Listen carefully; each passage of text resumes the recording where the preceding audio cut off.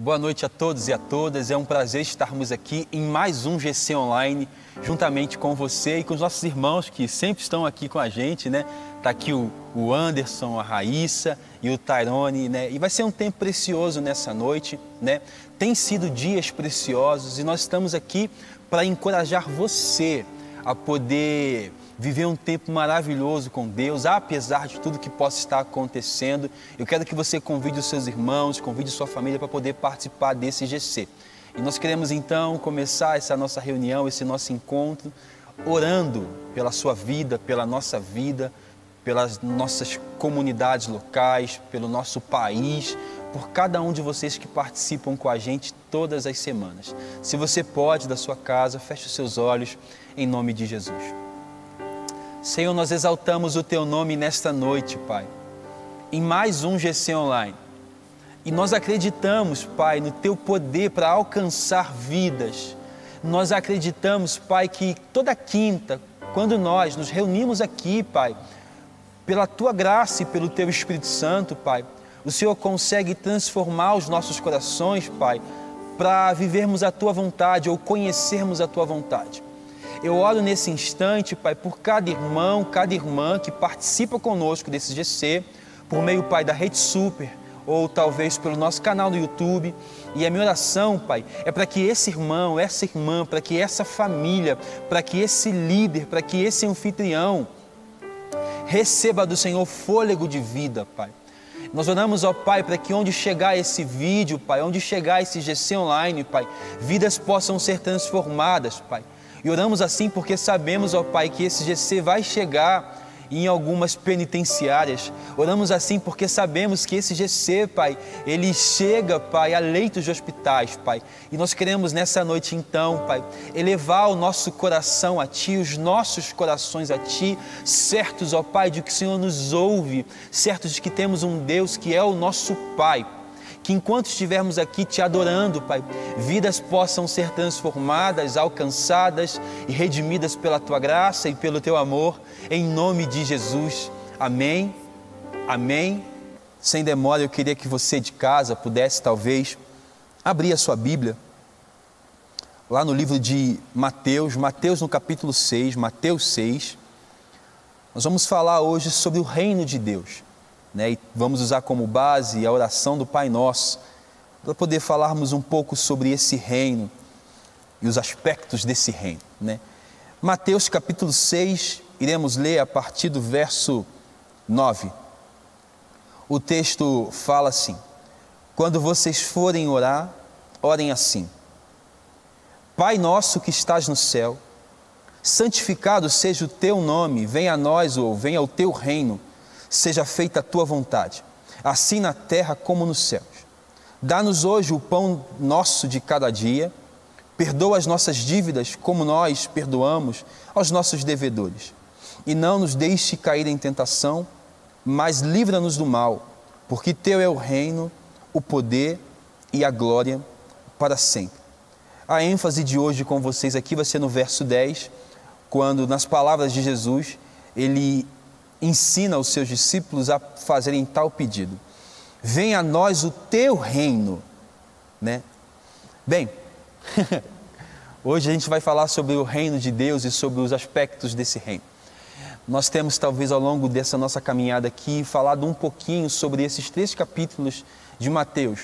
Mateus capítulo 5, 6 e 7, que nós conhecemos como o Sermão do Monte ou o Sermão da Montanha.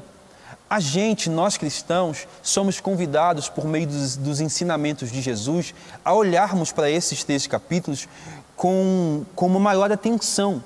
Esses 3 capítulos, o Anderson, necessita da nossa atenção muito mais do que os 10 mandamentos. Porque nesses capítulos estão os princípios estabelecidos para nós, acerca do reino de Deus vindouro e desse reino presente já. Calma. Pode ser que fique um pouco confuso, mas a nossa conversa aqui nesse GC, a gente vai tentar esclarecer um pouco mais sobre esse reino. Então, na oração do Pai Nosso, dentro do Sermão da Montanha, Raíssa, Jesus está ensinando os seus discípulos a se aproximarem de Deus e chamar a Deus de Pai. E aí, já é um escândalo naquela época chamar Deus de Pai.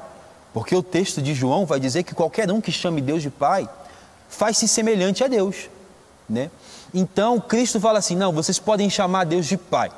Quer dizer que nós não necessitamos mais de nos aproximar de Deus e dizer assim, ó Deus, de Abraão, de Isaac, de Jacó, de Josué, de Moisés. Não, nós podemos nos aproximar de Deus e chamá-lo de Pai. Nesse princípio de oração do Pai Nosso, quando Cristo fala que a gente tem que chamar Deus de Pai, já tem um ensinamento presente acerca do reino de Deus. Quando esse reino vem a nós, ou quando Cristo revela esse reino aos seus seguidores, um dos aspectos principais desse reino, demonstrados na oração do Pai Nosso, é que no reino de Deus, nós não precisamos chamar a Deus por títulos, nós podemos chamá-lo de Pai, ou quando o reino de Deus se manifesta, a gente não precisa mais citar os mortos para falar sobre Deus.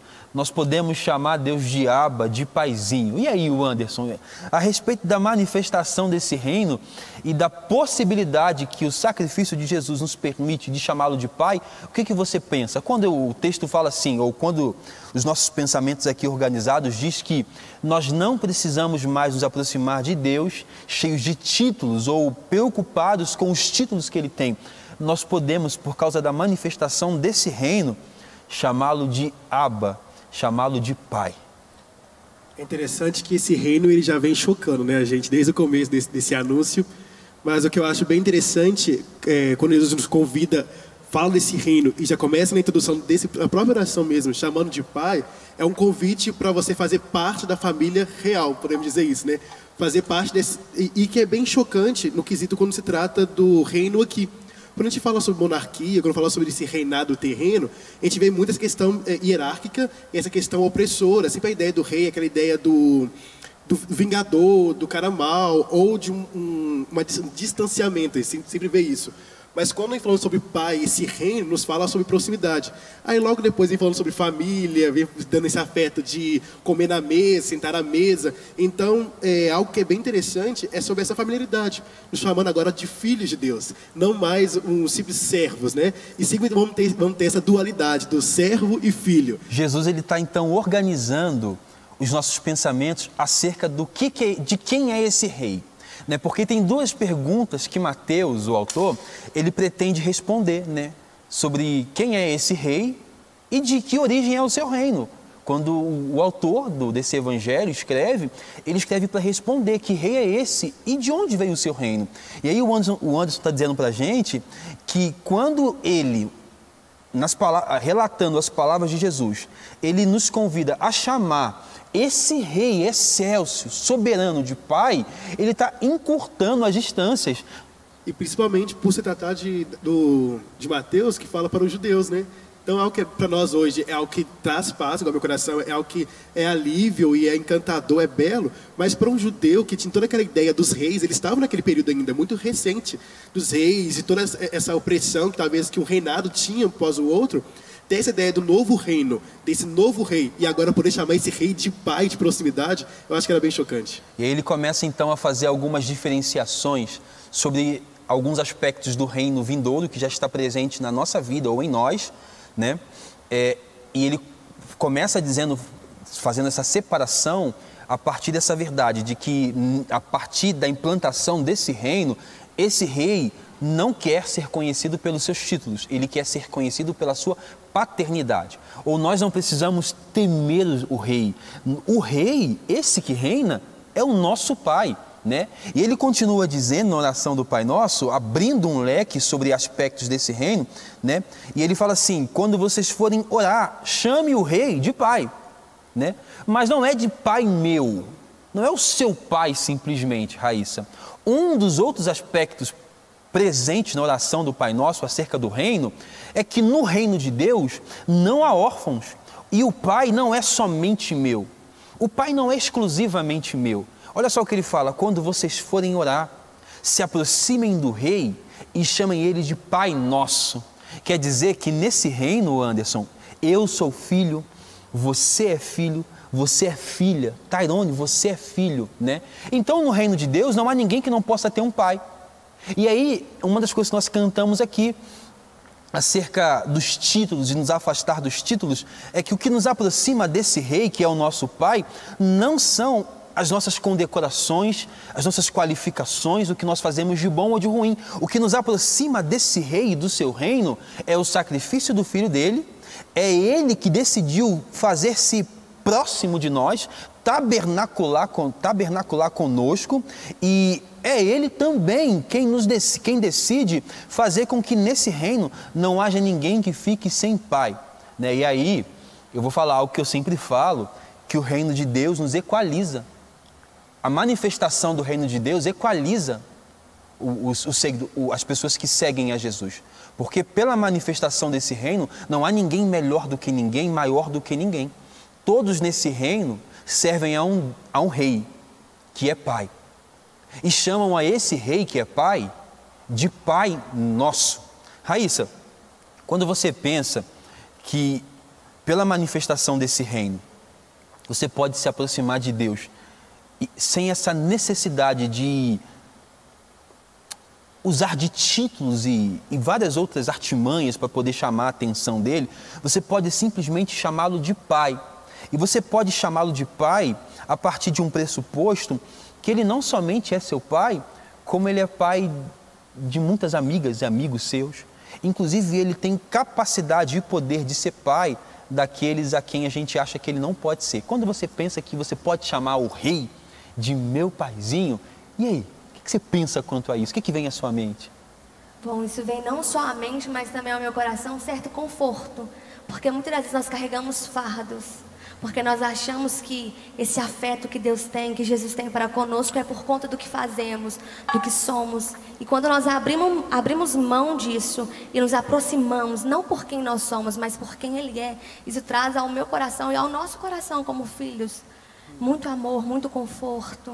Paz, nós temos essa paz. Sim, e principalmente, além de nos trazer esse conforto, também nos traz algo pedagógico, né? Nos ensina agora também que o próximo também, ele é amado, e nos ensina a amar esse próximo na semelhança que nós somos amados e como somos filhos.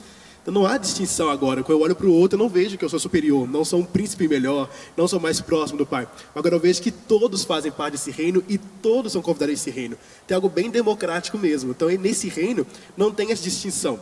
O único que é perfeito é Ele, e que todos nós estamos sendo feitos à sua imagem a partir do Filho, né? Então quando o Filho ele vem a nós e fala sobre esse reino, ele abre para cada um de nós esse espaço, ele cede um lugar à mesa. Ele fala assim: eu vou para o meu Pai, não vou deixar vocês órfãos, enviarei um Consolador e eu vou preparar-vos lugar. Ele está empenhado em nos colocar nesse reino, né, que é vindouro, ou seja, o reino vem.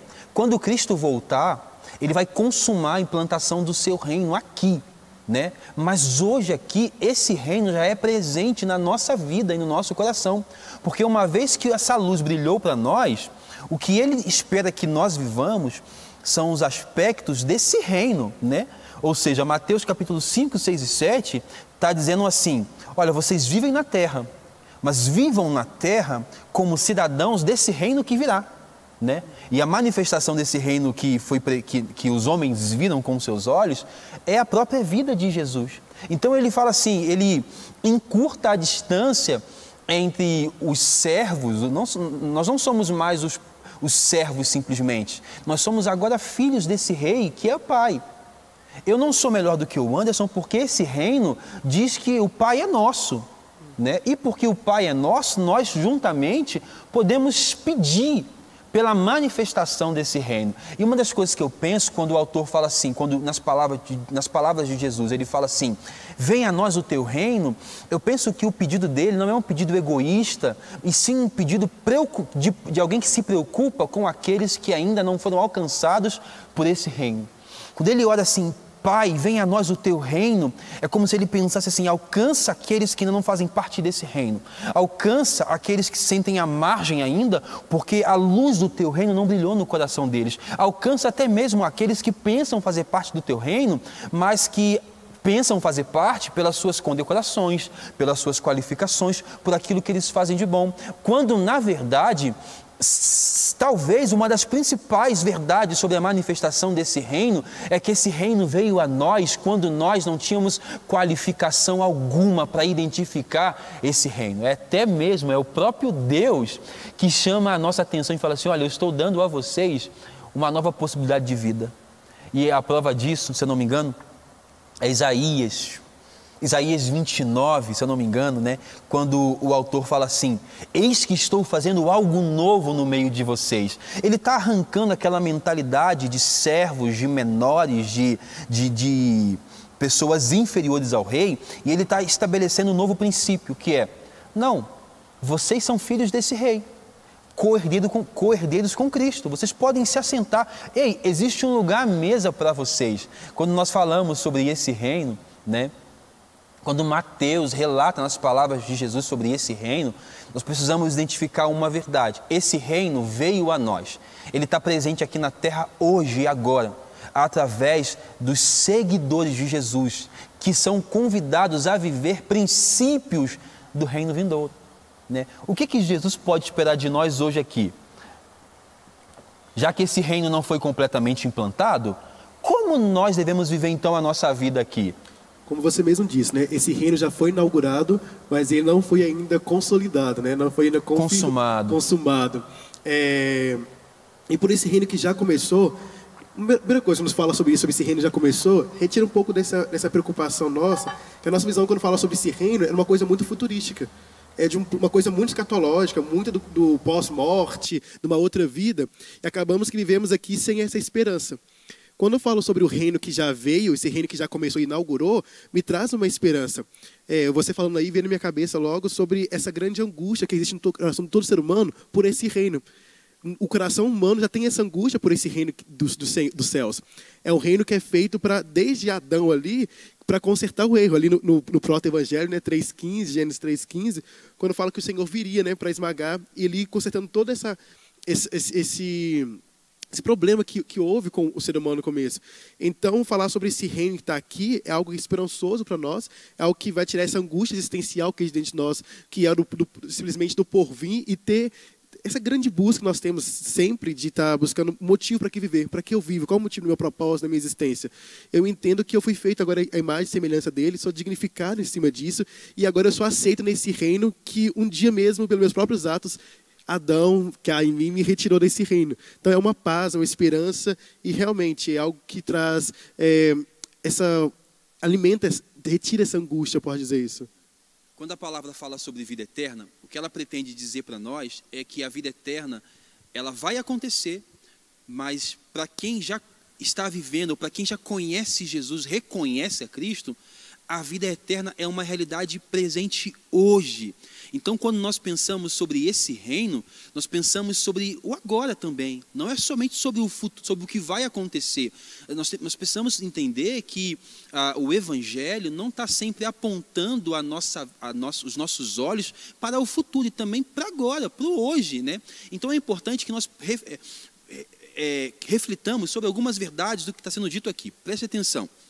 Primeiro, o evangelista está relatando as palavras de Jesus, apresentando um rei que não é um rei conforme todo mundo conhecia ou esperava, é um rei diferente. Então já tem uma diferença entre esse rei e os demais reis que governavam o mundo naquela época. Segundo, existe uma diferença entre o povo governado pelos demais reis e o povo governado por esse rei. Porque esse rei aqui, ele governa o povo como um pai que cuida dos filhos. Interessante demais. Outra coisa, outro princípio importante sobre esse rei, sobre esse reino, é que nesse reino, o rei chama todos de filho para que ninguém se sinta mais merecedor do que o outro, né? E ele nos convida a pedir o reino, não para que nós sejamos livrados do tempo presente, mas que neste tempo presente nós possamos olhar para aqueles que hoje ainda não fazem parte dessa grande família. E isso é interessante demais. O texto continua dizendo e fala assim: venha a nós o teu reino e seja feita a tua vontade, né? Então aí mais um princípio acerca desse reino que virá e que já é presente. No reino de Deus, ou o reino de Deus é manifesto ou estar manifestado em qualquer lugar onde a vontade dele está sendo feita. E isso pode confundir ainda mais a nossa mente, porque existem às vezes os piores lugares possíveis em que Deus pode manifestar o seu reino, desde que haja uma pessoa ali cumprindo a vontade dele, né? Então o reino de Deus está presente em qualquer lugar onde exista um servidor, um filho que está reproduzindo ou cumprindo a vontade e os desejos de Jesus. Queria perguntar aqui para o Anderson, né, como é que ele pensa sobre essa capacidade de nós obedecermos a essa vontade, cumprirmos a essa vontade de Deus, conhecermos a vontade de Deus, né, abdicarmos das nossas próprias vontades. Talvez você em casa esteja perguntando, mas como eu conheço a vontade de Deus, como eu sei, né? A princípio a Bíblia diz para nós. E você, Anderson, como é que você pode dizer para nós sobre essa vontade que manifesta o reino e que torna o reino conhecido? Então, saber essa vontade de Deus, eu tive uma grande dificuldade de toda a minha caminhada, porque procurei em seminários, procurei em vários lugares, o que é essa grande vontade, né? Em minhas orações, muitas vezes eu fazia e não encontrava a resposta clara, eu ficava assim, gente, mas que isso? Que vontade é essa que é tão escondida? Mas ao deparar com Jesus e todo esse ensinamento que ele vai nos falando, dessa imagem de Deus aqui na terra, essa face do Deus homem, né? Você começa a perceber, e principalmente ali em Mateus 5, do Sermão do Monte, onde ele começa elevando um pouco do padrão. Ele começa mostrando como é que é esse reino. E esse reino, que eu acho muito interessante, que ele vai sempre estar denunciando estruturas aqui terrenas que é totalmente anticristo, né? Que essas estruturas que vai cada vez mais nos fazendo egoístas, desumanos. Na verdade, o que Cristo está nos ensinando é ser verdadeiros humanos. Ele é a imagem do Deus homem que, ao olhar para ele, vamos estar sendo cada vez mais homens, né? Essa imagem do homem varão perfeito, esse homem perfeito. E ao olhar para ele, você vai ver ele denunciando e sendo denunciado outra vez que nós encontramos com ele, essas estruturas do egoísmo, da vaidade, da soberba, e tudo isso você vai denunciando desse grande amor próprio que faz eu tentar menosprezar o outro. Então, todos esses valores, ele vai mostrando, olha só, não é assim, ame a Deus acima de tudo, ame o seu próximo, a sua imagem, aprenda a perdoar. Na própria oração do Pai Nosso, a gente vai vendo isso, sobre perdoar credores, né? Assim como eu tenho certeza que eu fui perdoado por Deus, assim como eu tenho certeza que Ele me perdoou, assim eu posso perdoar também aqueles que me ofendem, aqueles que me devem. Então ele vai sendo princípios que para nós é chocante. Para nós a gente olha e fala assim, nossa, é um padrão elevado, eu não consigo cumprir. E eu fico assim, nossa, eu entendo isso como vontade, porque a gente fica muito preso que vontade é alguma coisa ministerial, tipo que é um grande propósito aqui na Terra. Qual é o motivo de existência? O motivo de existência é cantar, o motivo de existência é falar nos palcos dessa Terra. Não, a vontade de Deus mesmo é onde que o Filho dele seja glorificado e toda vez mais tenha mortificação da nosso eu, do Adão. Uou!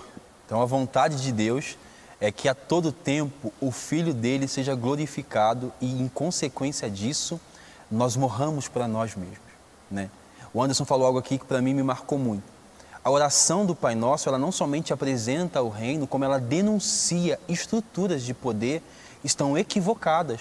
Porque quando surge um homem dizendo que nós podemos chamar Deus de Pai, você que está em casa participando com a gente, eu não sei se você está entendendo, você não precisa se aproximar de Deus com receio.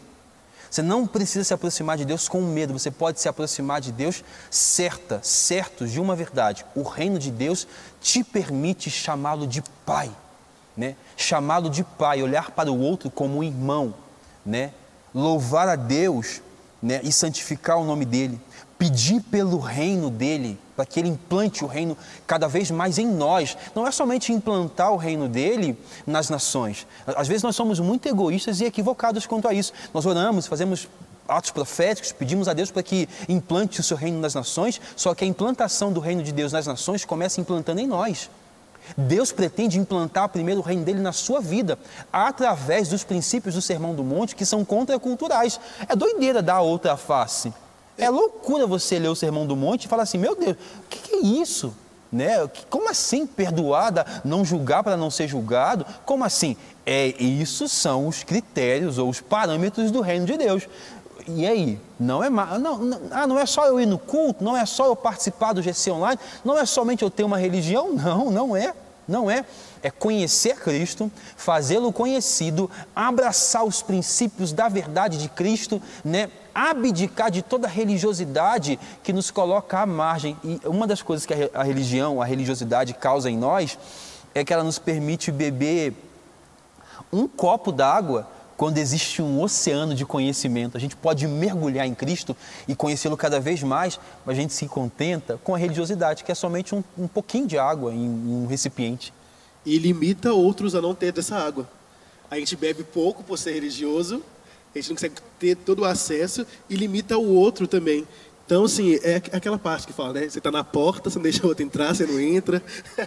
Olha só, uma outra parte importante que fala assim: dá-nos hoje o pão nosso de cada dia. Uma outra manifestação desse reino é que no reino de Deus, nós dependemos dele. E tudo que nós temos, Raíssa, é produto da bondade de Deus. E nós, como irmãos desse Pai que é rei, a gente juntamente olha para ele e fala assim: Pai, sacia a nossa fome, nós precisamos dele. Raíssa, já se percebeu em algum momento em que você somente pode recorrer a ele e que você depende dele, que não adianta, você precisa falar: Deus, é só o Senhor, sacia a minha fome, a minha sede? Com certeza. Eu acho que todo ser humano passa por momentos assim, onde não há mais solução, não tem mais jeito e você tem como recorrer somente a ele. E aí é aquela busca intensa e só ele pode saciar aquela necessidade interna ou talvez externa de algo que esteja precisando. E é isso, várias vezes já passei por isso. Na manifestação do reino de Deus, ou quando o reino de Deus é manifesto, além de não haver órfãos e filhos melhores, além do rei ser um Deus que é Pai, o pão também não é dado somente a mim.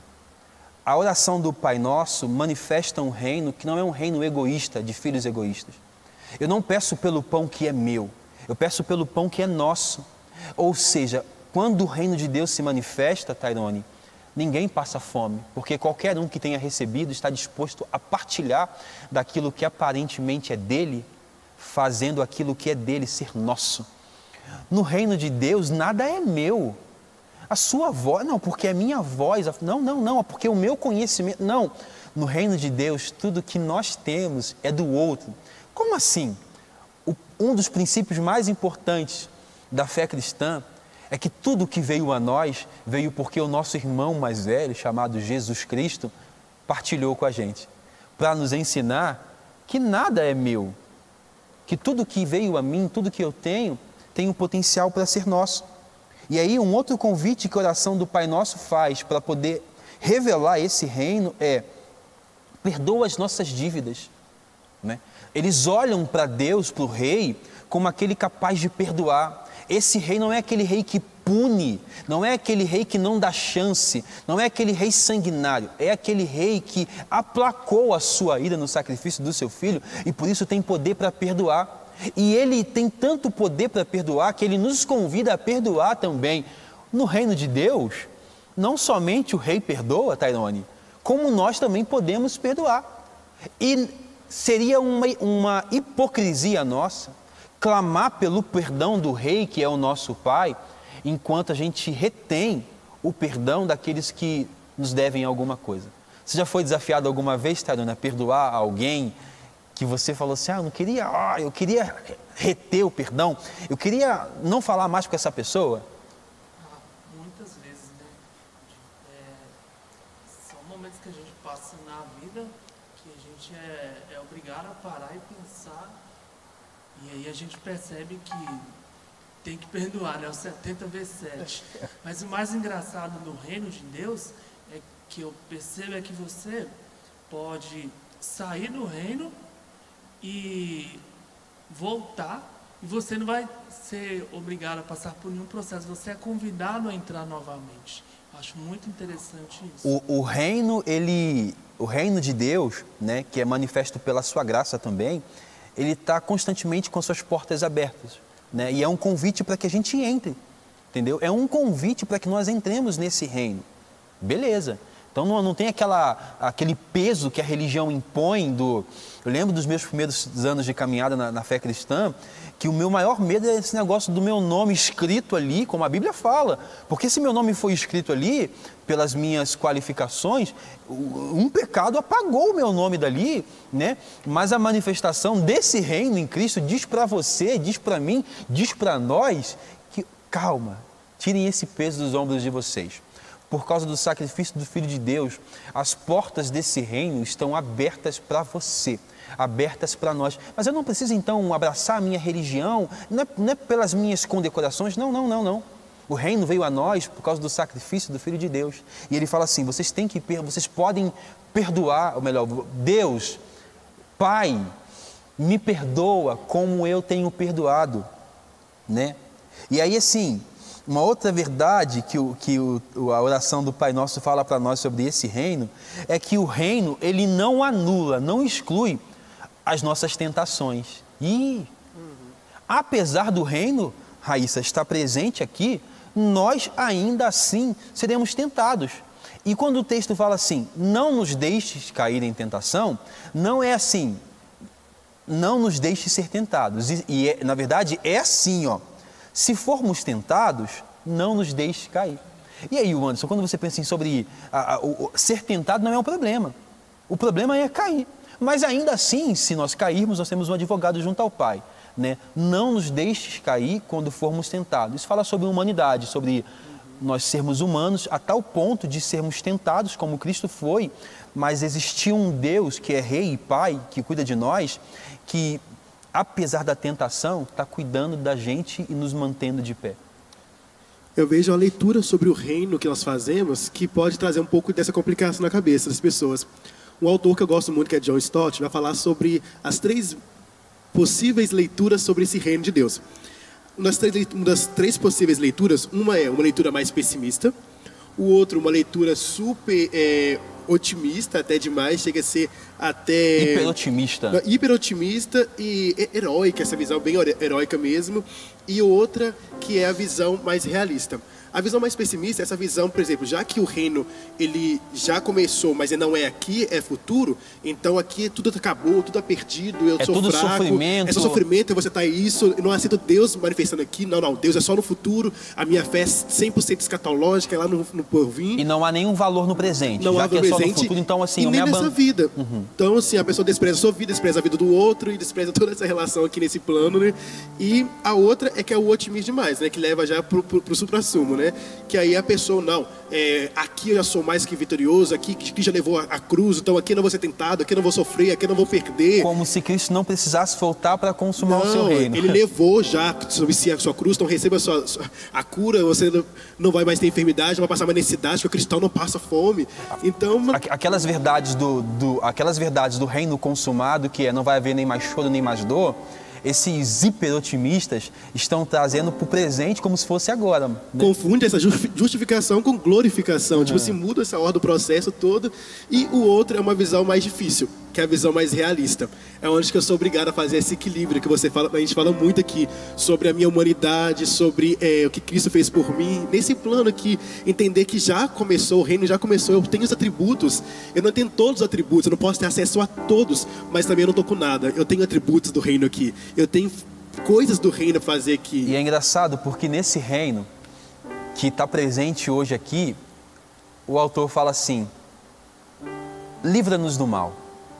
E ele não para no livra-nos do mal. Primeiro ele reconhece que esse Deus que é Pai e Rei tem a capacidade e o poder de implantar em nós o seu reino, como também tem capacidade e poder de nos livrar do mal. Aí ele termina esse momento dizendo assim, porque teu é o reino. E quando ele fala assim, porque teu é o reino, ele está dizendo para ele, não, o reino não é conforme eu penso e como eu quero, o reino é teu. Teu é o poder e a glória, para sempre, amém. E talvez você em casa fique pensando assim, como é que eu faço para participar desse reino? O reino é exemplificado por um banquete que foi dado e convidados que foram chamados a participar desse banquete. E Cristo está convidando você e convidando a nós a entrarmos nesse banquete e Ele mesmo preparou para nós lugar à mesa. O reino não é para quem é bom demais ou santo demais. O reino de Deus não é para os evangélicos. O reino de Deus é para qualquer um que reconheça que Cristo é capaz de perdoar pecados e chamar e salvar a todos e redimir a quem Ele quiser, porque Ele tem poder para salvar. E o que cabe a nós então, após essa oração do Pai Nosso? É reconhecer que Teu é o reino, Tua é a glória, né? E eu quero orar por você, para que você que está participando conosco saiba dessa verdade, que o reino não vai vir, ele já está aqui. E uma vez que ele está aqui, ele será consumado quando Cristo vier com seus anjos, brilhar nos céus, né? Então é permitido sim que você hoje se alegre, é permitido sim que você hoje olhe para Ele, é permitido sim que hoje você, apesar das suas tentações, reconheça que existe um Deus que é Rei, mas que também é Pai. Da sua casa, feche os seus olhos, por favor. Venha o Teu reino sobre nós, Deus, sobre os nossos corações. Manifesta a Tua verdade, Tua vontade, que em nós haja um deleite no Senhor. Guarda o nosso coração de não nos iludirmos com os reinos deste mundo. Nos faz buscar em primeiro lugar o Teu reino e a Tua justiça. Nos dê amor e desejo pela manifestação desse reino.